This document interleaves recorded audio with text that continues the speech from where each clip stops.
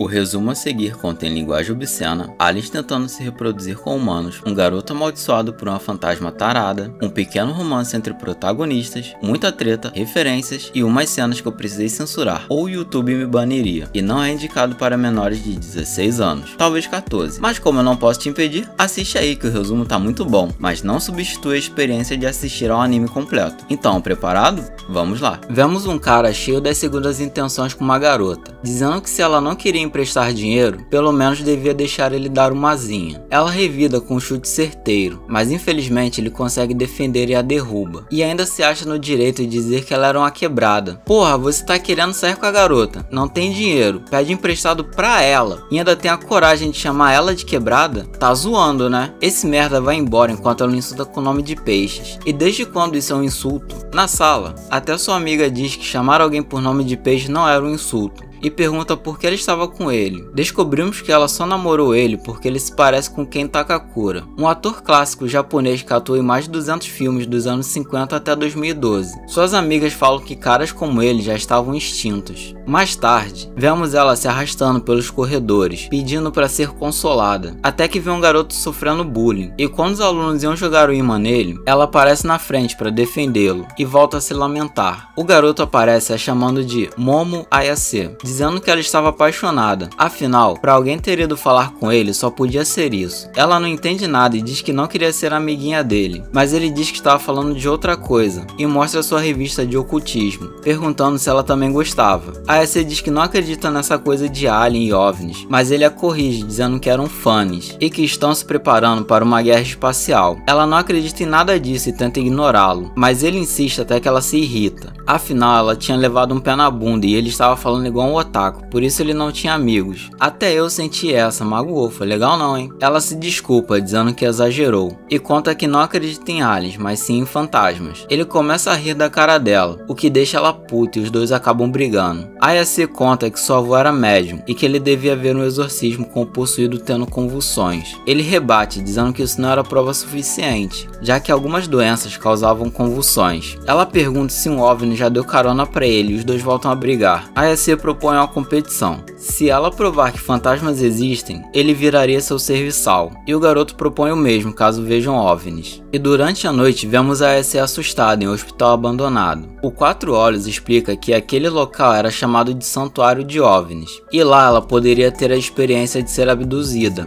incluindo que aliens fazem experimentos com humanos. Ayase pergunta se já fizeram algo com ele, e ele responde que é possível, já que aliens apagam as memórias dos humanos, e ela fica desacreditada que ele já tenha visto algum alien na vida. Do outro lado, vemos que ele também estava em um local conhecido como Ponto Espiritual, decidido a provar que fantasmas não existem. E eu vou contar um negócio pra vocês, de jeito nenhum eu entraria sozinho no local abandonado. Eu já fui por causa de trabalho e é um ambiente muito estranho, tem um cheiro esquisito e é quase uma cena de filme de terror. Então a melhor dica que eu posso dar pra vocês é: nunca entre num local abandonado. E o problema não é nem fantasmas. O Quatro Olhos se apavora com o som que vem do túnel e começa a cantar Too Shy, Shy Boy in the Moment. E o link vai estar na descrição para quem tiver curiosidade. A Ayase diz que fazer isso seria mais perigoso, então ele canta baixinho enquanto entra. Ele pergunta se ela já viu um fantasma antes, e ela responde que não. Ele fica indignadíssimo por ela acreditar em fantasmas sem ter visto um. A Ayase volta a dizer que sua avó era médium e que não tinha pais, contando um pouco mais sobre ela. Quando criança, ela sempre fazia um ritual de boa sorte antes de sair de casa até chegar na escola. Por causa disso, os garotos tiravam sarro dela, mas se ela não fizesse, sua avó ficava brava. E o pior foi ver o menino que ela gostava fazer o mesmo. Por causa disso, ela ficou sem falar com sua avó até recentemente. Ela odiava quando tiravam sarro da sua família. Foi aí que ela percebeu que não ficou magoada porque o menino não gostava dela, mas sim porque ele zombou da sua avó, e que ela adorava o seu trabalho como médium, pois parecia algo especial. Por isso ela acreditava em fantasmas. Ayase pergunta por que dele acreditar em aliens, mas ele diz que não era importante. Ela insiste e ele responde com outra pergunta: se precisa precisa de motivos para gostar de algo. O Quatro Olhos encontra pegadas no chão e se assusta com algo atrás dele. Ele se depara com uma velha estranha que diz: deixar ele chupar suas tetas se deixar ela lamber o bilau dele. Eu não tô zoando, isso tá na legenda e na dublagem. Ele corre apavorado. A Ace diz pra ele não correr, mas ele não escuta, dizendo que não tinha nada além de uma velhinha tarada. A Ace tenta avisar que a velha era perigosa, e se ele perdesse a corrida contra a vovó Turbo, ela o amaldiçoaria. A Ace perde contato com ele e algo também acontece no hospital. Seres estranhos aparecem e ela é capturada. Meu Deus, essa cena me lembra de algo.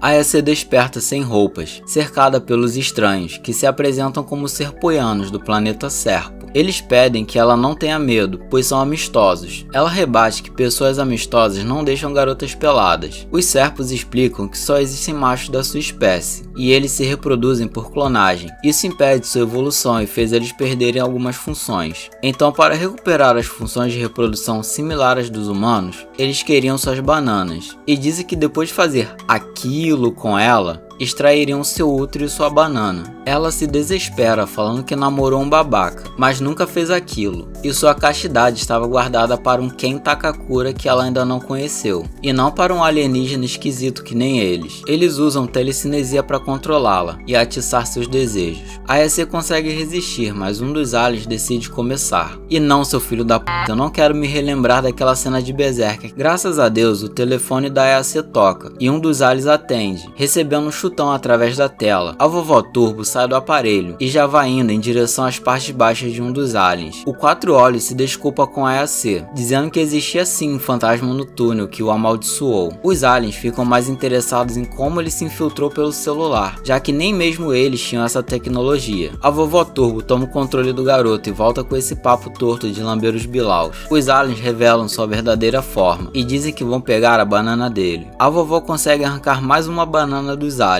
e um deles consegue atingi-la, com uma clara referência a Jaspion. Pera aí, Jaspion? Pô, acho que não é Jaspion não, acho que é Ultraman, com uma bela referência a Ultraman. Eles voltam a dizer que tem relações amistosas com humanos, e pede que ele entregue sua banana. O Quatro Olhos aceita, dizendo que se for a dele, ele daria, já que sempre quis ver alienígenas. Ele conta que por não ter amigos, acreditava que talvez os aliens poderiam ser seus amigos. Ele fala que desde o fundamental, sempre chamou pelos alienígenas, mas eles nunca apareceram. Os alunos sempre zombavam dele, e a Ace foi a única que o protegeu, pedindo que não encostem nela, ou se veriam com ele. E pelo bem dela, ele se transformaria em um monstro. O Quatro Olhos é atingido de novo, e o alien diz que precisavam mais de humanos mulheres do que dos homens. A Ace se lembra do dia em que parou de falar com sua avó, que estava ensinando como usar seu Ki, colocando força abaixo da barriga e imaginando seu Ki disparando pelo topo da cabeça. Até que ela se lembra dos meninos zombando do ritual. A Ace se desculpa com sua avó, pois só estava com vergonha, e graças a isso ela consegue quebrar a telecinesia do serpo. O Quatro Olhos se surpreende, e o alien acredita que estimulou demais as ondas cerebrais dela, fazendo seus chakras se abrirem. Graças a isso, a Ace consegue chutar o alien para fora da nave. O Quatro Olhos ainda estava possuído e a ataca, mas a Ace consegue desfazer a transformação, ficando cara a cara com a vovó Turbo. Ela revela ter possuído o bilau do garoto, e diz que, enquanto estiver com ele, a maldição continuaria, mas se ela o quiser de volta, deveriam ir até o túnel, pois ali era longe demais para ela, e lá poderiam se enfrentar o quanto quisessem. E desaparece, chamando a Ace de perua velha. E olha só quem fala. A nave acaba caindo, e os dois passam a acreditar tanto em alienígenas quanto em fantasmas. Eles se perguntam o que devem fazer, já que, se ela não segurar a maldição, ele se transformaria. E o Quatro Olhos pergunta como se livrar dela. A Ace responde que devem dar uma surra na vovó Turbo, e ele decide voltar até o túnel e deixa suas roupas para ela se vestir, já que tudo isso aconteceu por causa dele. E ele não quer que ela se envolva mais, pois ele daria um jeito. A Ace recusa, dizendo que se não fosse por ela, o Quatro Olhos já estaria morto. Ela devolve as roupas dele e ambos vão embora. Ele se chama de desajeitado e insiste que ela se vista, ou ele não conseguiria falar direito com ela. Isso faz o coraçãozinho dela bater mais forte, já que ele acabou dizendo uma das falas de Ken Takakura. Ela se acalma e pergunta o nome do Quatro Olhos, que disse chamar Ken Takakura.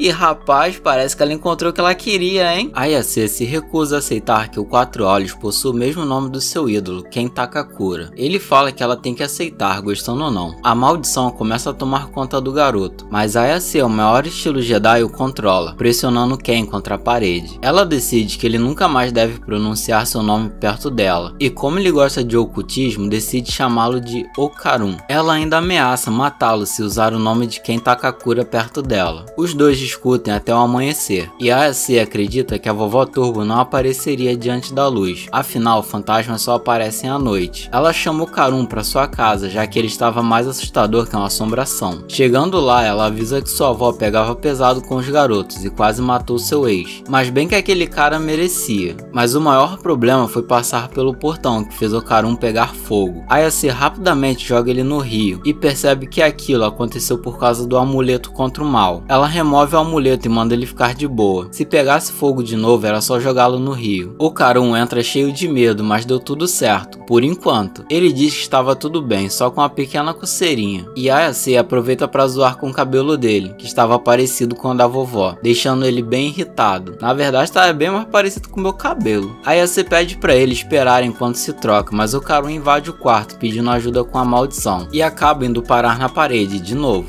Ayase arranja uma roupa para ele e se lembra que Okarun estava sem nada lá embaixo e pede para ver se era verdade que a vovó Turbo disse sobre a maldição. Ele confere e realmente não tinha mais nada lá. Ela zoa com ele de novo e os dois voltam a brigar. Ayase diz que aquilo só aconteceu porque se sentiu desafiada, e Okarun revela que não queria deixar aquela chance escapar. Ele não tinha amigos e quando ela apareceu, ele ficou desesperado para falar com ela. Ele começa a se lamentar, dizendo que eles são muito diferentes e ele não devia ter ido falar com ela, e se desculpa por ter a envolvido nisso, e que após resolver o problema ela podia ignorá-lo. Ayase se recusa e diz que ele tira conclusões precipitadas, e que ele não tinha amigos porque fica afastando as pessoas. Ela faz um climinha mó bom e ele estraga tudo, chamando ela de baranga, e outra vez os dois voltam a brigar, até que uma estranha campainha toca. Ayase nunca ouviu aquele som antes, e conta que sua avó disse que eles têm duas campainhas, uma para humanos e outra para espíritos malignos. Ela nota o amuleto protetor em cima da estante e decide sair para colocar ele no lugar. Quando ela olha, não havia mais nada na frente da casa, e uma nuvem preta estava sobre o local. Em seguida, o terreno é cercado por paredes e ela decide pôr o amuleto de volta no Tori o mais rápido possível. Tori é um portão tradicional japonês, normalmente encontrado em entradas ou dentro dos santuários shintoístas, que marcam simbolicamente a transição do mundano para o sagrado. Ayase repara uma mancha no amuleto e vemos seu nariz sangrando. Okarun também é afetado e todo lugar estava com aquela fumaça preta. E no teto estava a criatura, que diz ter encontrado as pessoas malignas que não cumpriram a promessa e tenta atacá-los. Os dois tentam fugir, mas são arremessados contra a casa. Eles evitam o segundo ataque, e a criatura exige que deem a sua banana para ele. Ayase se pergunta o que era aquela coisa, e pergunta se Okarun tinha outra banana lá embaixo. Isso é coisa que se pergunte pra gente? Empolgado, ele diz que aquilo era um alien, falando que era o Colarinho, visto pela primeira vez em Flatwood, conhecido pelo seu enorme tamanho. Ayase estranha a campanha ter funcionado com alienígenas, e Okarun explica que após presenciar fenômenos espirituais, pessoas também relatam ver OVNIs, então deve existir algo em comum entre eles. Ela fala que devem dar um jeito no alien antes que a névoa acabe com eles. A casa explode e eles entram em um galpão. A maldição quase assume o controle, mas Ayase traz Okarun de volta, no entanto faltando uma parte. Vendo isso, Okarun decide lutar e pergunta se ela consegue liberar a maldição, deixando sua cabeça no controle. Eles são atacados e ela decide tentar. Ainda relutante por não saber controlar seus poderes, mas prestes a serem atingidos, ela consegue. Okarun ganha uma nova forma, me lembrando o Deku Dark misturado com a Berserker Armor. E olha a carinha da Ayase, parece que ela também gostou, hein? Ele diz se sentir cheio de poder, mas fica deprê pra caramba. E tá tudo bem, Okarun. Eu também ficaria se um espírito tivesse levado minha banana embora. Ayase acha que quebrou o psicológico dele, mas ele diz que estava consciente, porém muito pra baixo, e fica terminando as frases com Yo, que nem um cantor de rap ou hip hop, fazendo Ayase estranhar. Okarun vai até o gigante que o ataca, mas ele arranca os dedos do alien na mordida e fala que estava desmotivadão. Enquanto isso, Ayase nem acredita no que tá acontecendo, e eu só tô pensando que ele tá todo torto. E você tá me escutando? Ajeita a postura, seu pescoço e costas vão ficar doendo. As coisas estão indo bem, mas o corpo do garoto não aguenta, e ele é atingido. Ayase consegue retirá-lo de lá antes que seja esmagado. Okarun se desculpa e fala se sentir sendo rasgado ao meio com o poder da vovó Turbo. Ayase nota que o alien parece um lutador de sumô e tem a ideia de fazer ele encostar as mãos no chão, e talvez desse jeito eles conseguiriam ganhar. Acho que só eu fiquei perdido aqui, porque Okarun achou uma ideia genial. Ele decide se transformar mais uma vez e parte para cima do alien, arrebentando o joelho dele. Ayase corre para derrubar o bichão e uma das mãos dele derrete ao tocar o chão. O alien cria pernas nos ombros para salvar a outra mão e arremessa Ayase contra a parede e a golpeia. Ela segura a transformação do Okarun, mesmo ele pedindo para ela soltar a maldição e não se importar com ele, mas ela tá puta que o alien trapaceou e decide que acabaria com ele sozinha. Ela chama o alien de frango e recebe uma enxurrada de ataques, sendo afundada na parede, mas foi tudo estratégia para ela ficar fora do Tori. Assim ela puxa o Okarun e coloca o amuleto no lugar, fazendo o alien queimar, e tudo volta ao normal. Ela tenta relaxar, mas não consegue, e elogia o novo cabelo do Okarun, mas diz que gostava mais do cabelo black. O esforço dela foi tanto que ela acaba desmaiando, deixando a maldição livre. Em um programa de TV, vemos uma médium fazendo adivinhações sobre a vida de um idol. Os funcionários dizem que Dodoria-Santa era incrível. Mesmo errando tudo sobre ele, ela manteve a maior pompa. Eles falam que um cara como aquele nunca teria mulher e filhos, mas que aquelas adivinhações não seriam um problema, pois aquele era apenas um programa local. No caminho para casa,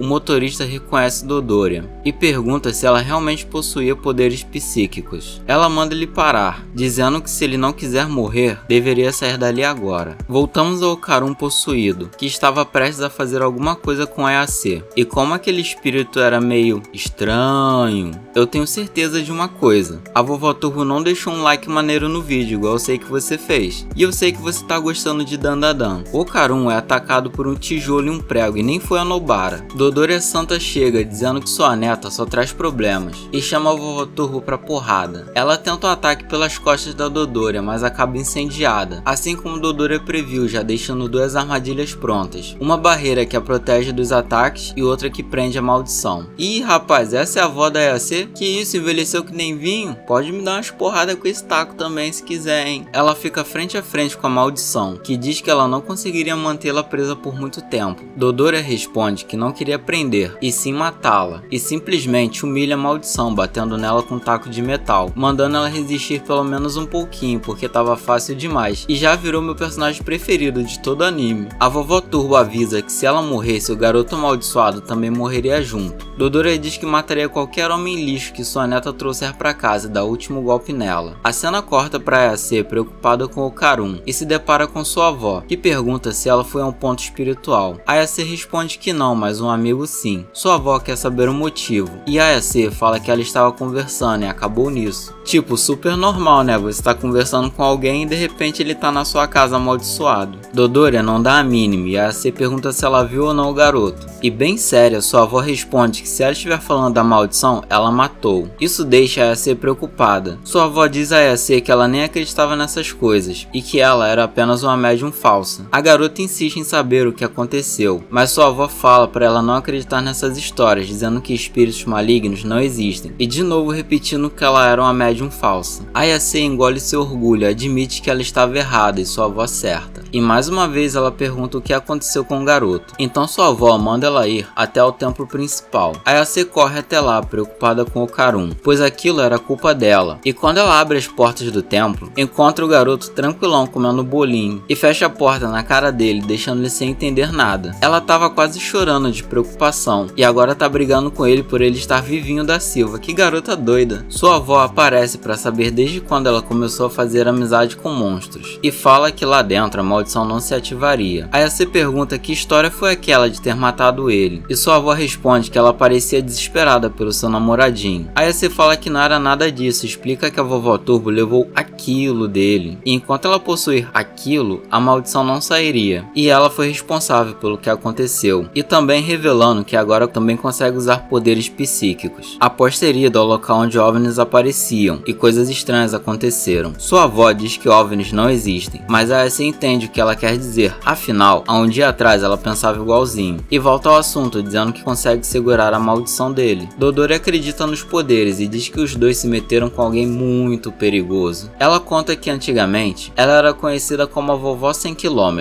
um yokai moderno que causou problemas no país inteiro. Ela ouviu falar que aquela entidade estava no túnel há tempos, e ela até chegou a ir lá, mas não conseguiu chegar perto do túnel por causa do poder espiritual. Ela explica que existem espíritos que ficam presos a locais com ligações fortes, ou seja, ela era mais forte dentro do seu território, então nenhum médium enfrentaria um espírito preso. E no túnel existia um desses que se fundiu com a Vovó Turbo, então ela manda que sua neta fique longe de lá, já que não estava diretamente envolvida. Ayase pergunta a si mesmo o que seu amado Ken Takakura faria nessa situação, e fala que ele ajudaria com 100% de certeza. Sua avó aproveita para zoar com ela, acreditando que sua neta esteja apaixonada pelo garoto, afinal, ele tem o mesmo nome do ídolo da Ayase. Dodori diz que se ela faz tanta questão, deveria brincar de pega-pega com a Vovó Turbo. Ela explica que o espírito confiava demais em sua velocidade, e era aí o problema, pois toda a cidade era seu território, então a Ayase deve atraí-la para fora da cidade, sem ser pega. Assim ela ficaria fraca e conseguiriam derrotá-la. A Ayase diz que não tem chances contra a Vovó Turbo com aquelas varetas de perna, e pergunta a sua avó se ela não pode colocar amuletos no túnel. Dodori responde que suas barreiras apenas pegam poderes emprestados de deuses que estão ali pelo local, e quando sai da cidade não consegue usar seus poderes. Ela inclui que toda a terra tem seu próprio deus, e manda que ela comece a treinar para que ao menos consiga fugir. A Ayase responde que mesmo treinando muito, nunca chegou ao final do atletismo, e Dodori diz que estava falando do garoto. O Karun fala que não consegue, pois só alcança a forma máxima 2 vezes quando está amaldiçoado. Então simplesmente Dodori manda ele treinar para ter sempre a força máxima, e manda ele caminhar, fazer flexões abdominal, agachamento e treinar costas, 5 sets de 100 repetições, literalmente o treino do Saitama com acréscimo de costas, ou seja, mais forte que o próprio Saitama. E o mesmo vale para Ayase, já que ela mesma não conseguiria ajudar os dois. O Karun se desculpa com Ayase, pois estava pensando em si mesmo durante a luta. Ele diz que ela foi incrível conseguindo derrotar o alien sozinha, e promete que na próxima se esforçaria ao máximo para não decepcioná-la. Ayase diz que não estava decepcionada, então ele muda de reação, perguntando por que ela bateu a porta na cara dele quando o viu, dizendo que ela estava assim decepcionada. E o Karun, na moral, você tem que melhorar essa sua autoestima, meu parceirinho. Ayase tenta confortar ele, dizendo que o Karun estava bem maneiro durante a luta, mas que ele era lerdo, então provavelmente ela quem o salvaria de novo. No dia seguinte, a dupla estava treinando até que o Karun precisa ir ao banheiro. O problema é que a Ayase precisa ficar olhando para ele para poder controlar a maldição, ou seja, ela precisa ver ele fazendo o número 1 ou o número 2. Sua avó diz que era só olhar, mas a Ayase de jeito nenhum quer fazer isso. O Karun pergunta o que ela tinha para ver, dizendo que estavam pisando na sua dignidade, mas isso me faz pensar, como ele ia tirar água do joelho se ele tá sem a bananinha dele? Será que se ele fizer vai molhar lá onde a Vovó Turbo fica? Dodori pergunta como ela controla a maldição. A Ayase tenta explicar que tudo possui uma aura que ela consegue ver e mexer em pequenas quantidades. O mesmo acontece com o Karun, assim ela consegue pressionar a maldição, fazendo ela recuar. Sua avó acha aquilo bem limitado, e a Ayase diz que foi impressionante quando seus poderes despertaram, deixando ela invencível, mas que agora só conseguia pegar as auras e alguns objetos. Dodori diz que seu problema era depender muito da sua visão, e manda ela fechar os olhos e tentar usar apenas os seus sentidos, como o tato, e sentir a aura com a pele. Ela tenta e sente algo frio, mas ao abrir os olhos, o Karun já estava transformado. Ele volta desesperado para ir ao banheiro, mas a Ayase o impede, dizendo que era muita coragem cagar na casa dos outros. Ele corre para tentar achar outra entrada, e até a vovó da Ayase entra na confusão sem motivo nenhum. E bom, não teve outra. A Ayase teve que ficar olhando ele se cagar todo enquanto ele lamenta por ter sido amaldiçoado. Dodori relembra que a Ayase disse ter ficado invencível, mas que seu poder diminuiu, então seu poder deve ter sido selado, e a Ayase precisa liberá-lo aos poucos com treinamento. Mas ela não sabe quanto tempo levaria e estava tudo bem, pois o desenvolvimento do garoto também demoraria. E um problemão acontece. A Vovó Turbo aparece tomando controle do local. A Ayase pergunta o que ela fez com sua avó, e a maldição responde que estava deixando ela escolher entre um AVC ou um ataque do coração. Ela conta que sua maldição era contagiosa, podendo matar qualquer um que é visto pelo garoto, e diz que não a daria mais tempo, mandando ela ir ao túnel naquela noite, ou usaria o jovem para matar todos ali, e desaparece. Sua avó percebe o amuleto manchado e manda a Ayase contar o que aconteceu. Durante a noite, Dodori os prepara para irem até o túnel, e ela ainda esfrega na cara da sua neta que ela só traz problema para casa, e nunca escuta desde criança, e se despede pedindo pedindo que ela não morra. O Karun fica envergonhado com aquelas roupas, se perguntando por que estão indo de trem. E tem até uma pessoa gravando eles, olha aqui no canto. A EC diz que era longe demais para ir de bike e queria chegar com força total para dar uma surra na vovó Turbo, pois ela machucou uma pessoa muito importante para ela. E uma cena extra, a EC se troca dentro do vagão. O Karun pergunta se ela tinha certeza, afinal, aquele uniforme de batalha era o que os protegeria dos espíritos malignos. Ela responde que o uniforme de batalha das Gyarus era seguir a moda e não consegue se animar se não vestir o que gosta. Gyaru é um estilo e subcultura japonesa que surgiu nos anos 90 e se tornou bastante popular, especialmente entre as jovens, e o estilo é conhecido por ser ousado, chamativo e cheio de personalidade. Os dois chegam ao túnel e, com medo de entrar, a EC tenta usar o golpe dos olhos fofos para fazer o Karun ir na frente, mas ele não cai e decide que entrariam juntos, mas acabam brigando de novo só para não perder o costume. Eles repassam o plano e a EC acredita que conseguiriam dar um jeito na velha, afinal, eles conseguiram derrotar um alien gigante, então a velhinha não seria problema, mas é aí que o problema aparece. Eles são cercados por duas cabeças gigantes. A EC liberta a transformação de Okarun, que já manda um "eu nem vou conseguir, eu sou muito inútil". Mas que porra é essa? Você nem tentou ainda. Ele vai até a velha, que devolve o Bilal dele, dizendo que não esperava que sua maldição pudesse ser usada daquela forma. A vovó Turbo estava prestes a devorar os dois quando a EC se lembra da sua avó dizendo para provocá-la. Assim, ela decide chamar a velha para uma corrida, perguntando se a maldição tinha tanto medo de perder que decidiu optar pela força bruta. A vovó Turbo para na hora, dizendo que nunca perdeu para ninguém e aceita o desafio, afinal ela poderia devorar os dois a qualquer hora e seria bom esticar as pernas. A EC diz que iriam brincar de pega-pega. Se a vovó conseguisse pegar os dois, ela venceria e manda ela contar 10 minutos. Assim teriam tempo de fugir. Essa era a regra. A maldição concorda e ela até parece gente boa, dizendo que odeia pessoas que quebram as regras. Os dois começam a correr, mas a velha pula do número 4 para 3 minutos, depois 8 e volta para 6 e depois 10. A velha não sabe contar, meu parceiro, ela trapaceou, não valeu. A vovó Turbo invoca vários braços e captura a EC. Ela começa a contar os 10 minutos do Karun. Ele exige que a solte, dizendo que a velha estava quebrando as regras, contando de forma errada. Mas a vovó fala que a garota não explicou como ela deveria contar e diz que o tempo dele também acabou. O Karun se lembra da EC dizendo que o salvaria de novo, e isso o encoraja, ele pula pra cima da vovó, dizendo que chuparia aqueles peitos de velha. Meu Deus, que porra de anime doido é esse? Tô adorando. Não falei que você ia gostar também? Ficou aqui até agora. Ele simplesmente dá uma mordida no peito da maldição que fica rodando com ele. A vovó Turbo percebe que sua força estava sumindo por causa da roupa do Okarun e decide possuí-lo e rasgar aquelas roupas de proteção. Mas graças à possessão, a EC consegue conter a maldição e dessa vez sem precisar enxergar, mostrando que ela estava evoluindo. A velha parte pro ataque, mas acaba libertando a EC ao mesmo tempo que é contida por ela. Assim, ela se transforma em um tipo de lombriga no pescoço do Okarun. De repente, um caranguejo gigantesco chamado Jinbakurei atravessa a parede, mandando devolverem a vovó. Jinbakurei é um espírito da mitologia japonesa, que não consegue deixar o mundo dos vivos. A palavra significa espírito ligado à terra. Fora do túnel, Karun pergunta por que raios o espírito preso era a porra de um caranguejo. A EC conta que sua avó explicou que as pessoas viravam caranguejos de água doce para cruzarem o rio dos mortos. E que sorte que o caranguejo é cegueta que nem eu e acaba atacando uma placa. Ele percebe onde nossa dupla estava e prestes a acertá-los, o Karun consegue se transformar, levando a EC nas costas. Só que tinha um problema. Ele fala que a EC estava pesada demais para conseguir fazer a curva e simplesmente atravessa uma barreira, indo a uma queda livre. Ele até tenta dar uma de Tails e girar suas pernas para conseguir voar, mas ele não consegue. Pelo menos eles chegaram ao chão sem virar purê de batata e não tiveram nem tempo de respirar. O caranguejo demoníaco também cai atrás deles. E uma informação interessante: enquanto correm, as pessoas normais não conseguem ver o caranguejo e nem o Okarun transformado, e apenas veem ele como um garoto normal correndo com outra garota nas costas. Interessante, não é? Tipo os efeitos das respirações de Demon Slayer. O Okarun já estava no seu limite, dizendo que assim eles não conseguiriam sair da cidade de Shono e seriam pegos. A EC se recusa a ser pega pelo caranguejo, dizendo que prefere comê-lo ao invés de ser comida por ele. E tem uma ideia, mandando o Okarun virar à direita. Eles acabam entrando numa espécie de casa noturna para tentar se livrar da maldição, mas não fez a menor diferença. As pessoas do local se assustam achando que aquela destruição era uma explosão no local, e nossos protagonistas acabam caindo em águas termais. O Karun acha que piorou a situação por estarem na água. A EC explica que a carne de caranguejo endurece e incha quando fervido, e realmente funciona. funciona. Ela diz que deu até vontade de comer. Eu só não recomendaria esse aí, porque ele tá com demônio. Mas eu sei de um cara que comeria. E acho que você também conhece. Do lado de fora, aí você percebe algo estranho. E um exército de possuídos aparece correndo pelas ruas. A vovó Turbo explica que existia um cemitério ali perto. Então ela pediu ajuda de outros espíritos. E para piorar a situação dos nossos protagonistas, o caranguejo demoníaco reaparece pro segundo round. A Yase libera a transformação de Okarun mais uma vez e manda ele pisar fundo. E começa a tocar aquela música clássica de corrida, William Tell Overture, o original. E a versão do anime se chama William Hell Overture. O link das duas vai estar na descrição. É dada a largada, Okarun corre avançando entre os corpos amaldiçoados, enquanto a Yase abre caminho com seus poderes, e dessa vez o ajuda com a curva. O caranguejo entra no caminho, Okarun consegue subir em cima dele e salta sobre o prédio. A transformação se vai e eles começam a cair. A Yase solta a lombriga turbo e usa sua habilidade como paraquedas, mandando Okarun se transformar para chegarem ao chão. Eles conseguem, mas estão acabados. A vovó Turbo aparece. Ela entende que eles queriam apenas provocá-la, e ela odiava isso. Ela se funde com o caranguejo para devorá-los, perguntando se queriam mais algum tempo para fugir. A Yase pede só um segundo, dizendo que sua habilidade era ver e pegar qualquer coisa. Bem nessa hora, um trem passa e ela o agarra, puxando o Okarun com ela. E essa é definitivamente uma das personagens mais fodas que eu já vi. Ela me passa uma vibe de Joseph Joestar, muito esperta ela. O trem que ela pegou tinha velocidade de 120 km,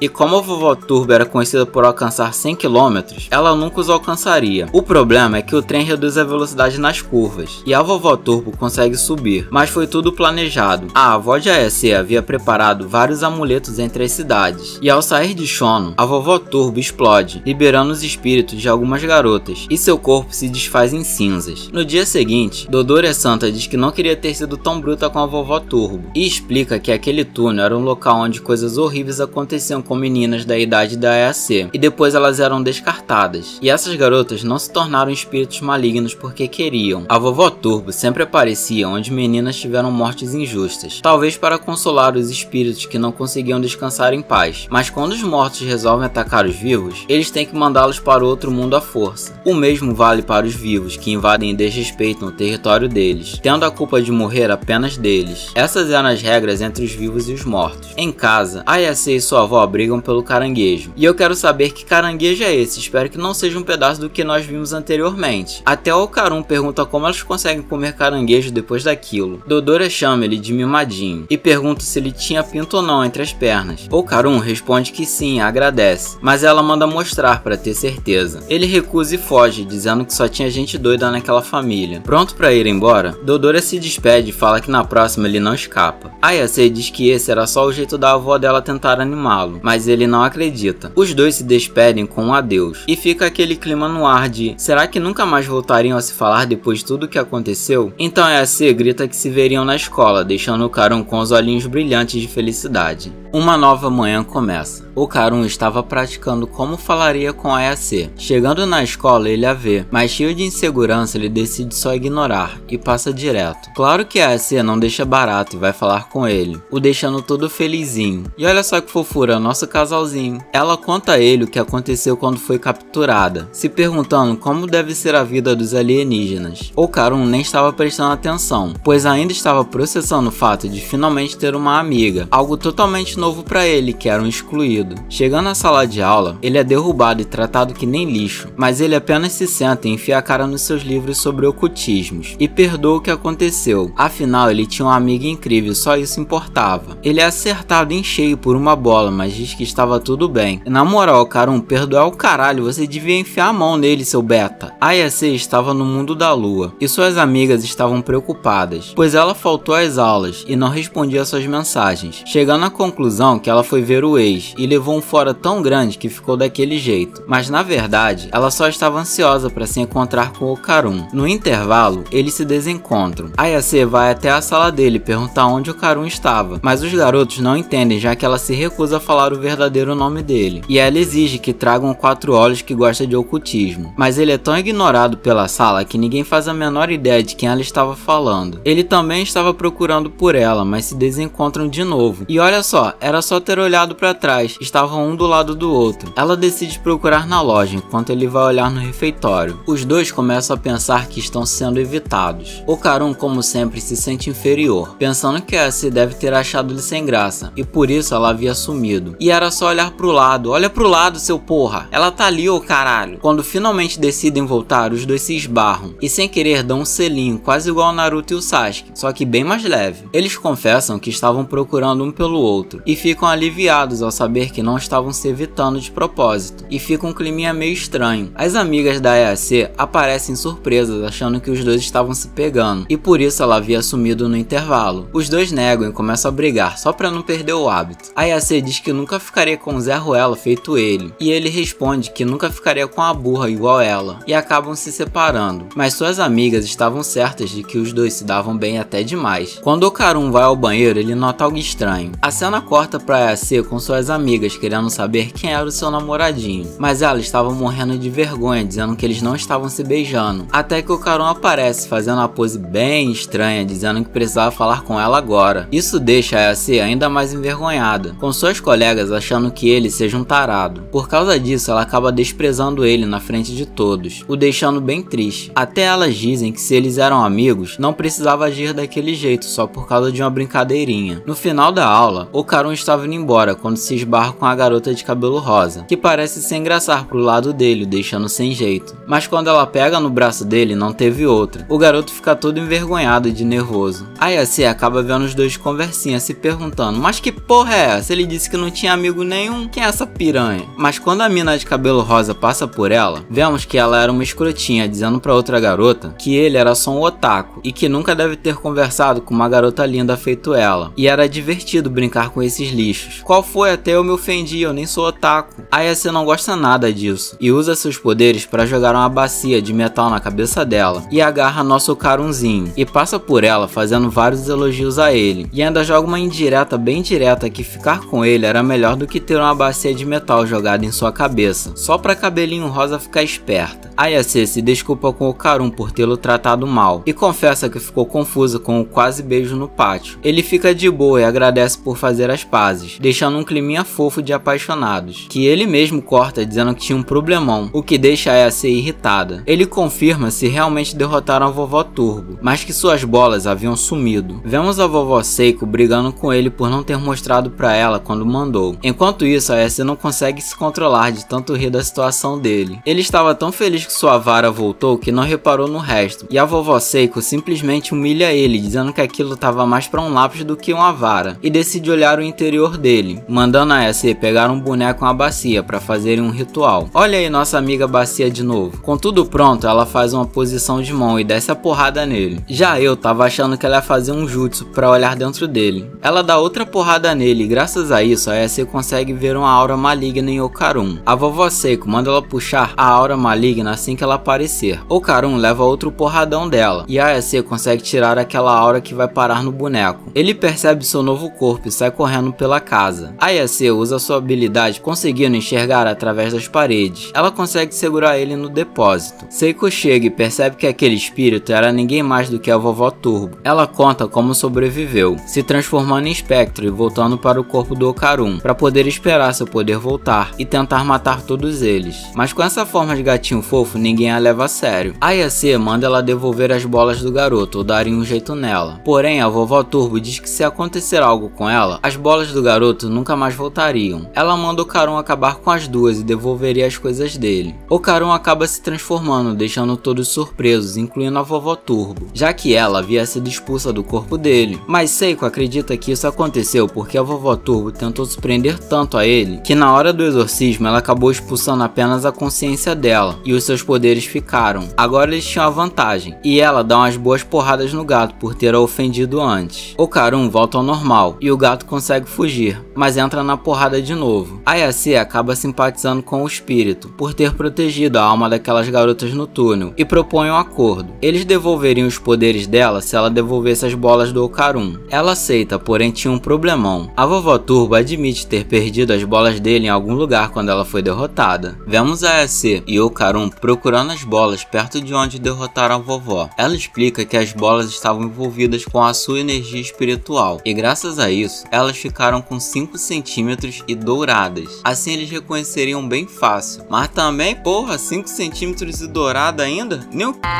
tem isso tudo. Eles não encontram as bolinhas bolitas de ouro, e a vovó fala que talvez algum yokai tenha pego, já que elas continham muita energia vital, e isso atrairia os espíritos malignos, que atacam humanos acreditando que poderiam voltar à vida se conseguissem bastante força vital, mas que isso não era problema dela, e ela entra na porrada, porque foi culpa dela ter perdido as bolas. De volta a casa, Seiko diz que vai atrás de informações bolais, fazendo um trocadilho, e manda o Karun tomar cuidado, já que ele ainda tinha os poderes da vovó Turbo e poderia machucar alguém. No dia seguinte, um dos alunos pergunta se o Karun estava namorando com a Ayase. Ele nega e o garoto pede para apresentá-la, já que ela era uma gracinha. O Karun percebe que nunca tinha pensado nela assim, e fica cheio de vergonha tentando tirar isso da cabeça. Mas aquele aluno insinua que a Ayase era o tipo de garota que ficava com qualquer um, insistindo que ele a apresente. Isso deixa nosso quatro olhos irritado, querendo saber quem espalhou aquele boato. O garoto se prepara para revidar, mas nosso Karun acaba ativando os poderes da vovó, fazendo o garoto se ajoelhar, e diz que Momozinha não era esse tipo de garota. Ele percebe o que fez e tenta se acalmar até que a vovó Turbo aparece escondida na mochila. Ela conta que a Seiko deixou ela andar por aí, já que ela não podia fazer nada em forma de gato. Ela aproveita a situação para tentar convencer o Karun a deixar ela voltar para o seu corpo, prometendo devolver as bolas dele após recuperar seus poderes. Nosso Karun é forte e lembra do acordo. Primeiro as bolas, depois os poderes. Ayase aparece e ele deixa a mochila cair, ficando todo bobinho ao vê-la, e lembrando que o garoto disse que ela era uma gracinha. Por causa disso, ele tenta evitar olhar para ela, a ponto até de sair correndo, e eu sinceramente não consigo expressar uma opinião sobre essa atitude. Além de que, quando eu era mais novo, eu também ficava com vergonha de conversar com as garotas, mas eu nunca fugi, só ficava mudo a ponto de uma garota ter chegado em mim e falar que nunca ouviu a minha voz durante o ano inteiro. Um ano na mesma sala e a pessoa nunca ouviu a minha voz. Como que isso é possível? Eles deixam a vovó Turbo sozinha, ela aproveita para aprontar pela escola. Na sala, vemos que a Ayase, nas palavras dela, estava puta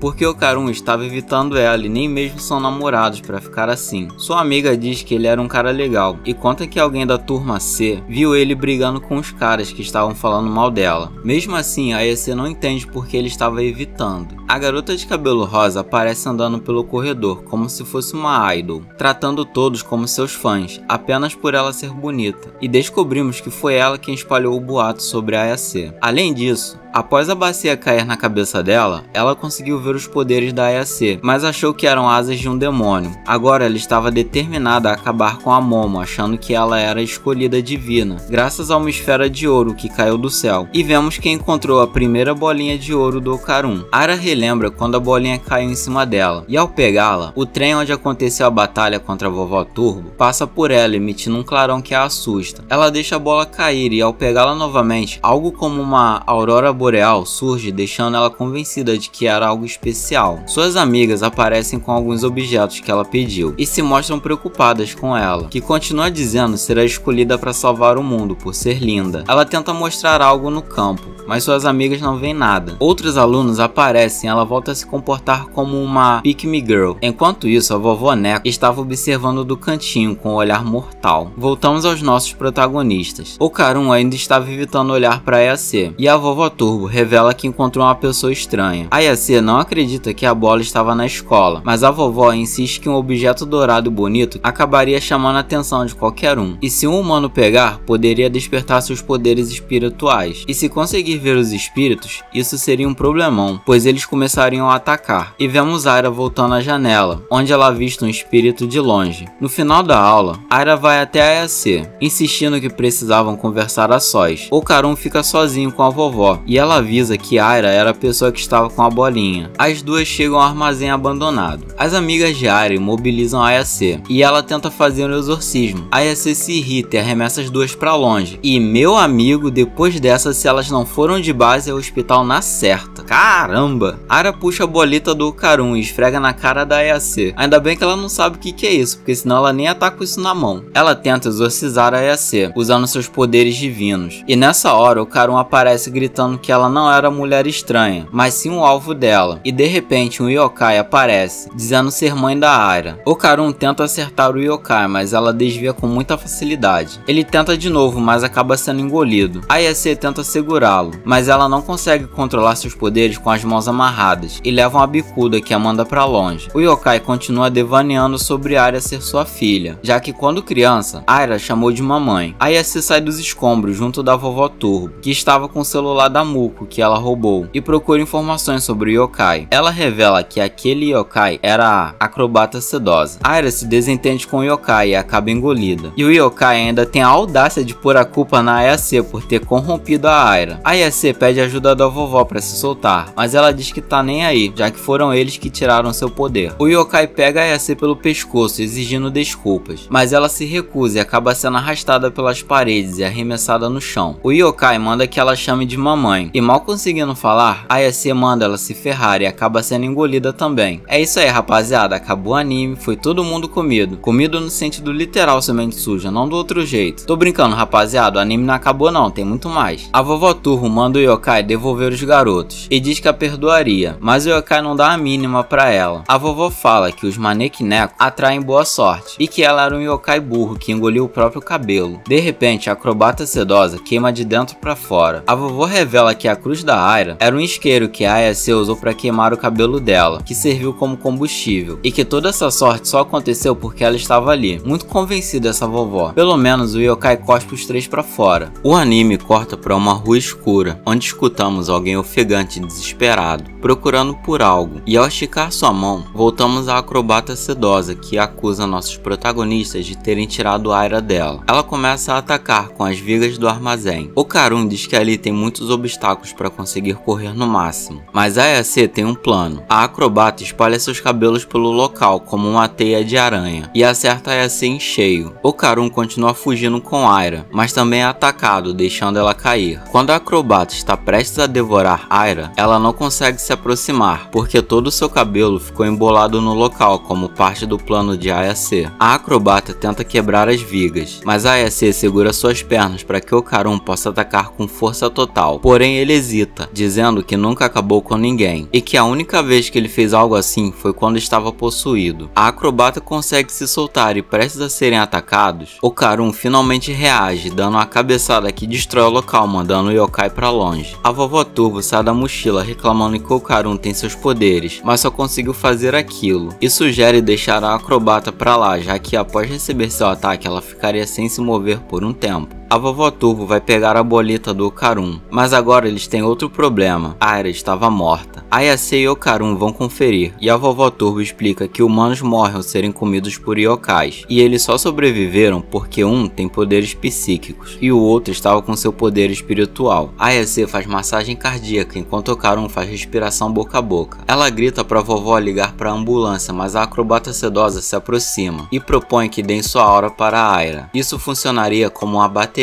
E como a aura dela ainda não se foi, eles poderiam completar o que falta com a sua aura. Ayase desconfia, achando que é uma mentira para devorar Aira, mas a acrobata quebra a própria mandíbula para provar que está falando a verdade. A vovó Turbo confirma que sem uma aura, Aira não sobreviveria. Ayase ainda não confia nela, mas decide tentar. A acrobata explica como fazer a ligação entre elas, e Ayase começa o processo. Com isso, ela acaba vendo o passado da acrobata. E já vou avisar que é um pouco triste caso você ainda não tenha assistido o anime. Vemos uma mulher caminhando pelas ruas chuvosas até chegar em casa, onde é recebida por sua filha. Acompanhamos o dia a dia dela, que era trabalhar, ajudar nas tarefas de casa e ensinar balé à sua pequena. Os dias seguem, até que ela consegue comprar o vestido para a pequena, o mesmo que vemos a yokai usando. Tudo parece tranquilo até o fatídico dia. Aviso que serão cenas fortes. A mulher é atacada dentro de casa, na frente da sua filha. Ela tenta revidar, mas acaba ferida. Um dos capangas pega a garotinha e a mulher avança contra ele, mas é atingida no rosto e não consegue se levantar. A pequena é levada, e a mulher permanece desacordada no chão até que desperta desesperada. Ela consegue encontrar o carro, mas devido aos ferimentos ela cai e não consegue se levantar. Após isso, vemos ela de pé em algum lugar com muitas luzes de fundo. Ela faz alguns passos de balé e salta, tendo uma última lembrança da sua filha. Após isso, vemos ela em espírito, sem conseguir se lembrar sabe o que aconteceu, até que a pequena Aira surge, a chamando de mãe por engano. O pai de Aira aparece, dizendo para ela não sair por aí e que sua mãe iria ficar um bom tempo longe. Ele diz que ela precisava ser forte para fazer as coisas sem a sua mamãe, para quando ela voltar sentir orgulho dela. O espírito da mulher se lembra que estava atrás de sua filha, mas acaba achando que Aira era sua filha e se transforma em yokai para protegê-la. Voltamos ao presente. Aira desperta e Okarun está pronto para atacar a acrobata, já que a Ayase estava chorando, mas ela o impede, pedindo que deixe a acrobata em paz. E o yokai começa a se desfazer enquanto se desculpa por ter ferido Aira, ao invés de protegê-la. A Ayase quer salvar o yokai, mas a vovó Turbo fala que acabou, e ela estava deixando assuntos inacabados, e por isso não conseguiria descansar em paz. Isso significava que todos se esqueceriam dela, e enquanto a acrobata se desfaz, ela lamenta por não ter conseguido mais tempo com sua filha, dizendo que as coisas seriam melhores se sua filha não tivesse nascido dela. Aira corre até lá e a chama de mãe, a agradecendo, dizendo que foi a pessoa mais feliz do mundo. Todos se reúnem na casa da vovó Seiko. Ayase se desculpa por ter jogado a bacia na cabeça dela, mas Aira diz que não quer ser sua amiga, nem inimiga, ficando um clima bem esquisito. Ela afirma que não odeia Ayase por causa da bacia, mas que tem certeza de que ela era um demônio. Ela ainda pergunta o que era o Takakura, já que ele ficou igualzinho ao demônio quando lutou contra a acrobata sedosa, e inclui que ela nunca acreditaria que aquela moça seria a avó dela, pois ela era muito jovem e bonita, e não deu outra. A vovó Seiko adora um elogio e confirma que a Ayase era um demônio sim, deixando sua neta irritada. Aira acaba achando que a Ayase era um tipo de chefe dos demônios que querem destruir o mundo, e que Okarun e aquela moça sejam seus lacaios. E Aira continua se achando a escolhida para proteger o mundo simplesmente por ser bonita. Ela agradece a hospitalidade e vai embora, enquanto a vovó Seiko torce para ela acabar com a Ayase. Como a avó dessa nem precisa de inimigos, né não? Aira volta para perguntar por que Okarun a salvou, mesmo ele sendo um demônio. Ele manda a braba do Midoriya, dizendo que se alguém estiver em perigo, a gente deve proteger. Isso conquista o coraçãozinho dela, e agora ela jura libertar Okarun do controle de Ayase. E chegamos na hora de botar a bolita do Okarun no lugar, e por algum motivo isso vira um show de beisebol. A vovó Turbo é o arremessador, e a Seiko é a batedora. A vovó arremessa a bola e a Seiko tenta rebater, mas erra. Mas ainda bem que ela errou, imagina o problema que eles iam ter.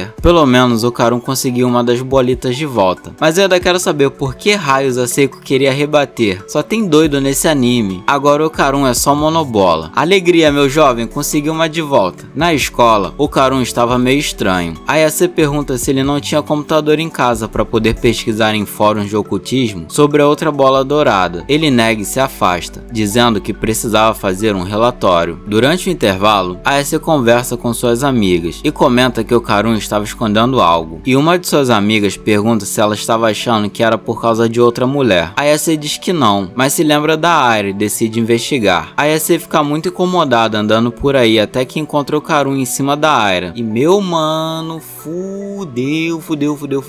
Okarun, você se fudeu bonito. Voltamos no tempo e vemos Okarun se exercitando, imaginando que, se encontrarem outra bola dele, ela provavelmente estaria com outro monstro. Então ele estava fazendo o treinamento do Saitama por ordem da vovó Seiko. Aira aparece dizendo que Okarun era um demônio e ela uma humana, mas que não aguentava mais e queria se declarar para ele, e tenta beijá-la à força. Ele enfia a mão na cara dela, afinal ele já tinha dona. Aira insiste que para declarar seu amor eles devem se beijar, já que era o que estava escrito na revista do pai dela, e também porque ela viu umas paradas que eu tenho certeza que ela não devia estar vendo. Okarun manda ela caçar outros garotos, já que ela era popular com eles, mas ela insiste que tem que ser com ele. Os dois acabam caindo, gerando aquela cena que foi vista por Ayase, mas a merda já estava feita. Okarun tenta explicar que não era o que a Ayase estava pensando, mas ela se recusa a ouvir, dizendo que ele mentiu sobre fazer o relatório para se encontrar com Aira. Ele admite que mentiu, tentando explicar o motivo, mas a Ayase recusa as explicações, indo embora bem irritada. Ela fica deprimida durante toda a sua aula, mexendo e conversando com o Lacraia do Mar. Mano, até eu fiquei de coraçãozinho partido, que ceninha triste. Enquanto isso, Okarun continua treinando, mesmo durante a aula. Ele queria treinar em segredo, achando que seria legal ficar forte sem a Ayase saber. De repente, algo acontece. Os alunos somem e ele ouve um grito. Okarun encontra Shiratori, que estava pensando ser culpa da Ayase o local ter ficado daquele jeito. Ele corre até a sala dela, mas não a encontra. Do outro lado, vemos que a Ayase também estava preocupada com Okarun e irritada com a situação. Ela nota algo se aproximando e vê uma criatura parecida com um dragão. Ela se esconde, mas um pequeno movimento na água foi o bastante para a criatura descobrir sua localização. O dragão absorve a água e dispara um jato comprimido, cortando um pedaço do local ao meio. Voltamos ao Okarun, que explica para a Aira que algo parecido aconteceu no passado, e as coisas voltaram ao normal depois de derrotarem um alienígena. Ele diz que os alienígenas são piores que yokais, pois estavam coletando órgãos humanos. Um caranguejo boxeador aparece cantando Chiquitita, mais uma referência que eu vou deixar na descrição, e tenta desferir um soco contra eles. Okarun manda a Aira se esconder, mas ele acaba imobilizado. Os serpos aparecem, e Shiratori tenta exorcizá-los. Okarun manda ela fugir, já que eles estavam atrás principalmente de mulheres, mas ela acaba sendo atingida. Os aliens dizem estar ali porque querem a banana do Okarun, sendo bem enfático que eles querem muito mesmo a banana dele. Ele pergunta por que querem tanto o Bilal dele, e os serpos explicam que ele tinha um poder incrível, que ultrapassa a tecnologia deles, e eles querem passar essa habilidade para eles mesmos. Os aliens estavam prestes a cortar o Bilal do Okarun quando são impedidos, e vemos que Aira despertou o poder espiritual da acrobata sedosa, e enfatiza que ela realmente era a escolhida. Ela consegue libertar o Okarun, que fica surpreso com sua transformação. Ela acaba se distraindo com a situação dele peladão, já presumindo que deveriam se casar. Nada mais romântico do que enfrentar aliens com seu amor peladão. Aira acaba virando alvo dos aliens, que querem seus poderes. Ela parte para cima do serpo, que a ataca sem se importar com o caranguejo boxeador no caminho. O serpo diz que ele era barato e podia ser substituído a qualquer momento. Caralho, a vida do trabalhador CLT é difícil até dentro do anime. Aira enfrenta o caranguejo, conseguindo desviar com facilidade de todos os ataques, mas um deles acaba acertando o Okarun peladão. Eles voltam a se enfrentar. Aira consegue acertar um belo chute que prende o caranguejo no teto. No entanto, o serpo consegue imobilizá-la. Os outros serpos aparecem para ajudar. O caranguejo aproveita a oportunidade para golpeá-la. Okarun tenta impedir que façam algo com ela, mas ao se aproximar, ambos são pegos na habilidade tripla dos serpos, que impede a transformação deles. O problema é que os serpos também não podem se mover, por isso contrataram o caranguejo para bater neles até que não consigam mais lutar. Okarun consegue se transformar e ataca o caranguejo com tudo, graças a Ayase, que chegou a tempo. No entanto, devido à situação de Okarun, os três baixam a guarda e são pegos pela habilidade dos serpos. Um deles tenta acordar o caranguejo, que estava fora de combate, e retira uma seringa de um lugar muito sugestivo, e aplica uma espécie de droga que muda a forma do caranguejo. Até a música que ele estava cantando muda para Japanese Businessman. Eu vou deixar o link na descrição também para quem tiver curiosidade, é uma música bem estranha. Com essa nova forma que vamos chamar de Lagoshin, ele golpeia o ar, conseguindo levantar Okarun e Aira, e lança uma série de ataques contra eles. Ayase consegue repelir o Lagoshin, assim nossos heróis conseguem revidar. Aira não consegue evitar os rápidos ataques da nova forma do caranguejo, mas Okarun consegue acompanhar a sua velocidade, dando assistência para Aira. Juntos conseguem vantagem, esquivando e golpeando o Lagoshin. Ayase acaba os distraindo por causa do Okarun, deixando o Lagoshin escapar. A situação piora, mas dessa vez para todos, quando o local é tomado pela água, transformando até as paredes em líquido. Surge aquela criatura que estava atrás da Ayase, e ela decide fugir. Okarun se empolga chamando o monstro de Nessie, o monstro do lago Ness. Um dos serpos briga com a criatura por não ter conseguido dar um jeito na garota, e é cortado pela criatura. Ayase e Okarun fogem enquanto Aira fica moscando e leva um ataque do Lagoshin. Okarun comenta que o caranguejo virou uma lacraia do mar, fazendo a Ayase se lembrar da aula sobre eles, e a sorte estava do lado deles, já que o lacraia ainda precisava de ar e sobe para a superfície. Porém, quando Okarun se transforma para atacar, a má sorte também aparece. A forma da vovó Turbo não sabe nadar, apenas correr, e eles ficam em desvantagem, de novo para variar. Enquanto fogem, eles tentam bolar um plano para resgatar Aira e derrotar o Lagoshin. No entanto, a Ayase ainda estava irritada com a situação de mais cedo, e os dois acabam discutindo. Okarun toma as rédeas e deixa claro suas intenções com ela. A Ayase se afasta e prestes a serem atingidos, Okarun se joga por instinto e acaba dando uma ideia para Ayase. Ela usa o corpo dele ele como um veículo, usando seus poderes para apertar ele, fazendo escorregar pela água. Eles vão em direção a Aira, e com os três reunidos, Ayase decide que devem tirar as roupas para se moverem melhor pela água. Bom, acho que ficar peladão pode ser a solução para alguns tipos de problemas. Alguns, mas um Serpa é destruído, e o último deles decide que devem se fundir. Nosso trio parte em direção à nova criatura, que lança um ataque poderoso contra eles. O Karun nota que o monstro precisa juntar água no pescoço antes de disparar, e decide aproveitar esse tempo para atacar. Aira se agarra à criatura para fazer um ataque, mas acaba sendo atingida pelo soco do Lagoshin, que também faz parte da nova criatura. Mais um ataque é feito contra Ayase e o Karun. Eles conseguem resgatar Aira, e enquanto discutem a situação, o Karun volta a falar sobre os socos do Lacraia do Mar, fazendo Ayase ter outra ideia. Os três acabam separados por um ataque, e Ayase se vê diante do monstro fusão, que a chama de perigosa, dizendo que acabará com ela primeiro. Quando ele lança seu ataque, Ayase usa todo o seu poder para afastar a água ao redor, e graças à ausência da pressão da água, o poderoso golpe do Lagostão acaba explodindo seus próprios músculos. No entanto, isso ainda não foi o bastante para derrotar o monstro fusão, que segura Ayase com seus dentes, tentando afogá-la, enquanto prepara seu próximo ataque de água. Aira se prende à criatura, fazendo uma espécie de ponte para o Karun correr até lá. Ayase abre um caminho e o Karun dispara em direção a ela, atravessando a criatura e finalmente o derrotando. Agora eles tinham outro problema. Tudo voltou ao normal, menos suas roupas. Assim, a escola acaba vendo todos eles peladões sem entender o que estava acontecendo, restando aos nossos protagonistas nenhuma opção além de correr do local. No dia seguinte, a enfermeira da escola, que mais se parece uma dominatrix fetichista, pergunta se os três estavam sofrendo bullying. De repente, um velhinho abre a porta e a enfermeira decide disciplinar ele por ter entrado sem bater. Enquanto isso, nosso trio assiste aquela cena bizarra pela porta. Mano, só tem gente doida nesse anime, eu tô adorando. Nossas meninas estão desesperadas pelo ocorrido, enquanto o Karun fica sério, achando que a culpa era dele, já que os aliens estavam atrás dele e também se preocupa com Aira. Agora que ela despertou seus poderes espirituais, também se tornaria alvo. Ayase questiona por que os aliens não vão diretamente atrás dos yokais. Isso faz o Karun se empolgar, pensando que o motivo dos aliens nunca terem invadido a Terra seja por causa dos espíritos, já que em todo o mundo existe o folclore sobre espíritos e demônios, chegando à conclusão que são os espíritos que impedem as invasões alienígenas. Ayase e Aira não entendem nada, então o Karun só aceita a confusão. A maior preocupação agora é com a escola, já que todos viram eles sem nada, e ninguém acreditaria se contassem a verdade. Aira resolve inventar que foi a Ayase que a obrigou a fazer aquilo. Bem, de certa forma ela tá certa, e fala pro Karun fazer o mesmo. As amigas de Aira chegam para levá-la embora, já acusando a Ayase pelo que aconteceu, mas ela não se importa, e exige que o Karun se desculpe. Ele finalmente explica o mal-entendido com Aira, e com vergonha admite que queria ficar forte sem ela saber, para deixar ela impressionada. Isso deixa Ayase com brilhinhos nos olhos, e fica aquele climinha de apaixonados, até que suas amigas chegam para saber o que aconteceu, já que ela sumiu no meio da aula e depois eles apareceram pelados no corredor. Ayase diz que mesmo que ela explique, elas não acreditariam. Miko fala ter ouvido que Shiratori também estava sem roupas e chega a uma conclusão, de que elas estavam brigando pelo Karun. Por isso ela estava tão para baixo conversando com a Lacraia do Mar, para aprender a dar socos iguais a ele. Enquanto isso, na sala de Aira, todos estavam preocupados com ela, que igual a uma pick me girl, pede para não falarem sobre isso. Alguém acusa a Ayase de ter feito aquilo com ela, e os outros alunos começam a se revoltar. Os boatos maldosos sobre a Ayase vêm à tona, e se incomoda a Aira, que revela sua verdadeira face, e admite que foi ela quem espalhou os boatos, e pede para que não falem mal da Ayase, deixando os alunos sem entender aquele comportamento. A Ayase acaba encontrando a Aira sozinha. Ela estava lamentando por ter arruinado sua reputação de perfeitinha. Elas conversam e acabam discutindo, e o caranguejo alienígena aparece. Elas se preparam para lutar, mas ele acaba caindo em lágrimas. Vemos um flashback do seu passado, e quando ele acorda, seus ferimentos haviam sido tratados. Enquanto o Karun fica impressionado com o caranguejo, a vovó Seiko acha que ele seja um capa e não um alien. O Karun comenta que há uma teoria de que capas sejam na verdade alienígenas. O caranguejo percebe que até comida fizeram para ele e agradece pelos tratamentos, prometendo nunca mais tentar machucá-los. Mais tarde, todos estão à mesa saindo na porrada. Ah, que coisa bonita, uma grande família complicada se formando. O caranguejo conta sobre seu filho doente e que sua esposa morreu da mesma doença. Ele precisava de dinheiro para o tratamento, mas seu planeta era muito pobre e ele precisava de moeda estrangeira. Como sua espécie era forte e resistente, acabavam fazendo qualquer trabalho, mas que agora ele não tinha mais nada e seu seu filho morreria. Após a história, Okarun fica decidido a ajudar, querendo até mesmo entregar seu bingolingo pro alienígena, acreditando que isso o ajudaria, mas a Ayase é contra, já que se o filho dele precisava de sangue todo dia, não adiantaria ser pago uma única vez, sugerindo que ele arrume um emprego, igualzinho eu. O alien agradece e estava prestes a se retirar. A vovó Seiko manda ele esperar. Ela diz que seu sangue era fedido. Okarun pergunta cadê o politicamente correto, e ela manda um politicamente correto é o cacete. Ela cheira o alien e pergunta se o líquido branco era o seu sangue, e que tinha um cheiro familiar. Isso aí foi uma coisa bem estranha de se falar, eu diria. Ela manda ele beber um copo de leite. Ele toma e percebe que era igual ao sangue deles, porém mais ralo, o que deixa todos impressionados. Seiko decide pedir a um amigo fazendeiro uma vaca para que o alien possa levar. Mais tarde vemos ele abduzindo uma vaca, e mesmo assim, a vovó Seiko continua achando que ele não era um alienígena e sim um capa. De volta a casa, Ayase implora que sua avó compre novos uniformes para os três devido ao acontecimento anterior. Okarun cita que já era a terceira vez. A vovó aceita comprar para o Quatro Olhos e para a Pick Me Girl, mas não para Ayase, porque ela estava com o olhar de quem queria explorar o poder financeiro dos adultos. E olha que ela não estava errada, mas ela compraria se a Ayase imitasse Hiroshi Abe, um modelo e ator japonês, conhecido por seus papéis em Trick e Godzilla 2000. Ayase se recusa, mas não tem escolha. Alguém toca a campainha, e ela vai até lá como se fosse um robô, repetindo Rocket Engine Valved, uma referência a um seriado sobre foguetes que Hiroshi Abe participou. Quando Ayase abre a porta, ela se depara com Gigi. Vovó Seiko lhe dá as boas-vindas, e Okarun pergunta quem era ele, e a vovó revela que Gigi era o amigo de infância da Ayase, e também o primeiro amor dela. Aí, meu parceiro, complicou pro lado do nosso Okarunzinho. Após saber que Gigi foi o primeiro amor de Ayase, Okarun fica preocupado em ser esquecido, já que o garoto parecia ser legal e atlético. Ele pensa que, se Ayase gostava dele, então ele deveria ser um cara decente. Pelo menos até Gigi começar a se comportar de forma super estranha, e ninguém gosta daquilo. Ele faz vários elogios à vovó Seiko, que o convida para entrar, e explica que ele moraria com elas. Ayase não gosta nada disso, e Okarun fica desanimado. Já a besta da área acha que Gigi é mais um demônio recrutado para algum tipo de Ragnarok, acreditando que seja um plano maligno de Ayase. Ela diz que também vai juntar aliados para lutar contra ela. Okarun, meio desanimado, também vai embora, e bem desanimado mesmo. Ayase chama a atenção dele com gestos, que nem eu entendi o que ela quer dizer, mas ela só queria que dessa vez ele quem dissesse até amanhã. No entanto, com Gigi indo morar com elas, Okarun não estava nem um pouco no clima. Em casa, Ayase exige explicações da sua avó, que apenas diz que os pais do Gigi foram internados. Ayase argumenta que ele deveria ficar com alguém da família, mas Seiko não dá muita importância, e não resiste aos elogios do garoto, dando bastante comida pra ele. Mais tarde, Gigi se desculpa por tirar sarro de Ayase quando eram crianças, e revela que agora ele consegue ver fantasmas. Ayase se surpreende e pergunta se ele achou uma bola dourada. Gigi acha que ela está fazendo alguma piada suja, mas continua explicando que na casa nova, ele sente algo estranho nos corredores, cantos, banheiros e outras partes da casa. Sua família achou que era coisa da imaginação dele, e acabaram ignorando. Então ele começou a fingir que não via nada, até que a criatura se mostrou pra ele. Desde então, ele sempre vê aquela coisa, e seus pais acabaram adoecendo depois disso. Xamãs, exorcistas e médiuns foram até a casa, na tentativa de expulsar aquela coisa, mas dos 5 que estiveram lá, 3 cometeram suicídio, e como última esperança recomendaram Seiko para ajudá-lo. Agora Ayase entende porque ele foi morar com elas, e concorda que talvez tenha sido a melhor decisão, e diz que sua avó acabaria com o espírito numa tacada só. Seiko interrompe a conversa, lembrando que seus poderes só funcionavam dentro da sua cidade, e que é a Ayase que cuidará desse trabalho, sugerindo que talvez tenha a ver com a bola de ouro, e inclui que, caso a Ayase aceite, ela compraria quantos uniformes ela quiser. No dia seguinte, Gigi se apresenta na escola ao maior estilo idol. Seu nome é Jin Enjoji, mais conhecido como Gigi. As garotas da sala ficam caidinhas por ele, enquanto os caras não gostam nem um pouco, incluindo a Ayase e Miko, pelo menos até ele elogiar a Miko. E o garoto é bom, conseguiu conquistar a Muko só com um elogio. A Ayase explica que eles eram amigos de infância, mas Gigi grita pra sala toda que eles são um casal e se casariam em breve. A Ayase parte pra cima dele e a Muko os separa, dizendo que ela já era do Okarun. Falando no Quatro Olhos, Okarun ainda estava muito deprimido, pensando que a Ayase ainda gostasse de Gigi. Ele imagina várias coisas e acha que ela deixará de ser sua amiga. E nada melhor do que um coraçãozinho partido para se dedicar à academia. A Ayase aparece dando um susto nele, ele. Ela decidiu vigiá-lo para ver se não faria nada indecente com Aira. E como ele ainda não havia almoçado, ela decide dar a comida na boquinha dele, o que o deixa todo bobinho. Mas a porra do Gigi aparece para atrapalhar os pombinhos. Gigi é ardiloso e puxa da sacola um iogurte favorito da AEC. Isso acerta o coraçãozinho do nosso Ken, que sai dali magoado, decidido a se afastar e deixar o caminho livre para os dois. Pelo menos até que um boneco aparece correndo na direção dele, ele volta correndo para a AEC. O boneco passa por ele e quando a AEC tenta pará-lo, Gigi a derruba. Ela acha ter visto a bola dourada nele e o segura, mas acaba sendo carregada pelo boneco. E esse boneco me lembra muito o Gai Sensei com toda essa energia, e ele tá muito louco. Okarun se transforma, meio puto que Gigi esteja agarradinho na AEC. Os dois correm pela cidade e Gigi se assusta com a forma do Okarun. A AEC tenta segurar a mão dele, mas quase são atropelados. Felizmente, Okarun consegue pegar os dois e saltam por cima das casas. A AEC tenta parar o boneco, mas ele tá totalmente desesperado e fora de controle. O boneco consegue se desmontar e remontar enquanto corre, e eles acabam perdendo de vista, até que a AEC bate em algo, fazendo o boneco gritar de dor. Eles seguem os gritos até um lixão. A AEC revela que conseguiu uma parte dele quando ele se desmontou, e por instinto ela deu um soco nele, e era logo o coração. Dá pra ver que a AEC é malvada. Okarun até sentiu uma peninha dele. Ela pede que o boneco mostre sua bola pra ter certeza que não era do seu amigo. Gigi não acredita no que ouviu, achando que piadas sujas estavam em alta. Alguém chama o boneco de Taro, e ele vai até lá chamando por Hana. Ela não acredita que ele se expôs tanto só pra ir até ali. Ele se declara dizendo que quando a conheceu toda a sua vida mudou. Isso desperta um sentimento em Okarun, que também teve sua vida mudada depois de conhecer a AEC. E enquanto ele assiste Taro se declarando, ele também decide mudar. Comovidos com a situação de Taro e Hana, eles acabam levando Hana para casa, na esperança de que Seiko deixe ela ficar por lá. Afinal, ele já tinha um gato, se referindo à vovó Turbo, que fica puta por ser comparada com aquilo. Enquanto isso, Taro ficaria como boneco de anatomia na escola, e durante a noite visitaria Hana. A vovó Seiko pergunta sobre as bolas, mas aquelas eram apenas enfeites de Natal, e enquanto isso admira a vovó Turbo descendo a porrada no Gigi sem motivo nenhum. Okarun fica para o jantar e Gigi elogia os dois, dizendo que também queria ter algum poder. Ele ajuda a AEC com a mesa e Okarun se incomoda com o jeito como Gigi a trata, mas graças à determinação de Taro, ele decide não recuar e começa a tentar se aproximar dela, mas de um jeito bem constrangedor. Ele põe a mesa e começa a competição de canto contra Gigi ao redor da AEC, até que Seiko manda eles pararem e avisa que a AEC iria dormir na casa do Gigi, o que deixa Okarun muito surpreso. A AEC explica a situação sobre a maldição do Gigi, mas Okarun só consegue pensar que ela vai ficar sozinha na casa dele. No entanto, ela diz que não se sentiria bem sem ele e o chama para ir também. Isso deixa ele animado para começar logo o trabalho e mandar Gigi embora o quanto antes. De volta à escola, alguns alunos estavam lá durante a noite para brincar com o Ouija. A pior ideia que alguém podia ter. Vocês já entraram em um lugar tipo escola ou hospital abandonado? Esses alunos acabam se deparando com Taro, e eu aposto que eles nunca mais vão voltar lá a essa hora. E só por curiosidade, tem uma cena bem parecida no anime Histórias de Fantasmas. Taro foge e até consegue pegar um trem, o que me deixou muito surpreso. Ele chega na cidade desgovernado e acaba atropelado por um caminhão. Será que ele foi parar em um mundo de Sekai? Bem, enquanto isso, a AEC fica esperando com Hana do lado de fora até o amanhecer. E eu já tava ficando triste dela pensar que foi abandonada, quando na verdade ele estava todo quebrado. Mas felizmente ele chegou, todo ferrado, mas chegou. Enquanto isso, dentro da casa, vemos Gigi completamente perturbado por não conseguir dormir, e vemos a criatura o observando. Mais tarde eles estão em viagem. Okarun continua incomodado com a aproximação dos dois, e tenta se focar em procurar sua bola, mas tão focado que ele se assusta quando a AEC o chama, e ele acaba falando em voz alta na sua bola. Gigi pergunta desde quando piadas sujas ficaram tão em alta e tenta fazer uma brincadeira também. Okarun se incomoda em ver que a garota que ele gosta está se dando melhor com outra pessoa, e finalmente toma uma atitude, decidindo falar sobre Tsuchinoko. A AEC se interessa e ele começa a contar sobre as criaturas da fantasia. Gigi entra na conversa falando que na sua cidade existe uma lenda lenda sobre essa criatura, e até existe um templo dos Tsuchinoko. O Karun não desiste, e fala da existência de um templo dos Kappas. Jiji se empolga e pergunta se Kappas são reais, e se o Nesse também existe. Isso acaba fazendo o Karun se empolgar, e começa a conversar mais com ele, o que faz ele perceber que não tinha outro amigo além de Ayase. Graças a essa pequena conversa, ele não se sente mais tão desconfortável com a presença do Jiji. Sabe o que isso significa? Que pessoas solitárias só precisam de uns amiguinhos. E você que é estudante e fica zoando com o aluno quieto da sua escola, vai fazer amizade com ele. Vai que ele decide fazer um pump-up kick na sua escola. Ninguém vai querer isso. Eles chegam à cidade e ficam impressionados com a beleza do local. Mas o lugar tem umas pessoas muito estranhas. Eles sobem 2 lances de escadas e o Karun nota algo. Eles chegam à casa de Jiji, mas a Ayase não vê nada de estranho. Mais uma vez, o Karun nota algo estranho e é chamado pela Ayase. E vemos que os moradores da vila estavam os observando. A Ayase olha a casa toda e não encontra nada de errado, deduzindo que os fantasmas estavam escondidos, igual o que a vovó Turbo fez com o Karun. Ela decide ir até as fontes termais para relaxar e manda o Karun se dar bem com Jiji. Eles jogam bola enquanto conversam, e Jiji pergunta se ele gostava da Ayase. O Karun diz que a respeita e Jiji comenta que gosta da personalidade dela e do seu rosto. Isso mexe com o Karun, que acrescenta gostar de mais coisas nela. Os dois começam a competir sobre o que cada um mais gosta na Ayase, até que Jiji fala que eram amigos desde a infância e se declara o vencedor. Já o Karun se lembra do dia que quase se beijaram, ou se beijaram, sei lá, e se declara vencedor, escondendo o rosto de vergonha, o que deixa Jiji surpreso, e o Karun se desculpa, deixando ele sem entender nada. Enquanto isso, a Ayase se sente mal por ter ficado tempo demais na água quente, e quando ela estava para sair, aparecem alguns dos homens da vila. E eu já quero que eles se fodam, que porra é essa? O anime corta pro Karun e Jiji que estavam brigando até que ele percebe algo estranho na casa. De volta àquele bando de bostas, eles dizem que estavam em um banho misto. A Ayase percebe que acabou não conseguindo ler a placa por estar muito enferrujada. Eles entram na água em direção a ela. O Karun e Jiji estão analisando a parede, até que Jiji decide quebrá-la para ver o que havia de errado para seus pais terem ficado doentes na casa. Aqueles merdas perguntam se a Ayase conhecia jacarés. Ela pergunta se são os bichos que se parecem com lagartos, e um deles explica que estão se referindo a caras que costumam aparecer em banhos mistos para atacar mulheres. E nesse momento eu já tô pensando, mas que porra que tá acontecendo aqui, caralho? Um anime corta pro Jiji que abriu um buraco na parede, se deparando com um espaço coberto por papéis que parecem selos. De volta a Ayase, ela se preocupa se conseguiria derrotar todos eles, e pensa que em uma alcateia, se o líder for derrotado, os outros fugiriam. Ela se prepara para atacar, mas é pega por um deles, e o anime acaba com Jiji e o Karun olhando para aquele buraco. Que se f***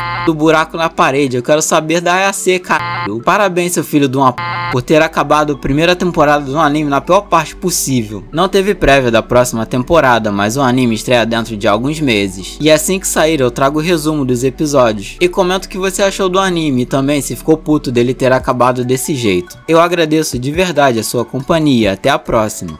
Rocket Engine Velvet.